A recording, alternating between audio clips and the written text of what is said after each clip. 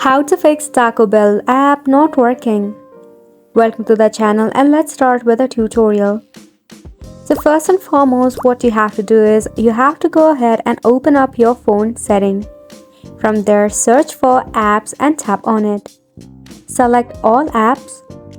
Tap on the search icon and search for Taco Bell application and give it a tap. You have to force stop it, then head to storage and cache. Then tap on clear cache to fix the bug issue. Then you can head back from your settings. If you have a newly updated Android, press and hold your Taco Bell application and head to app info. From here as well, you have to force stop it, head to storage and cache and clear up the cache. By this way, we can fix some of the minor bug issue.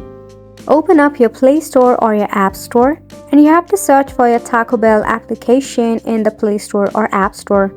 In here, you have to search for any update present on your Taco Bell application and leave it for an update if there is any update for the application.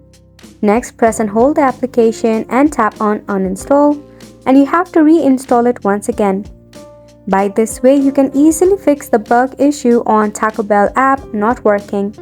And that's pretty much it for this video as well. Thank you so much for tuning in.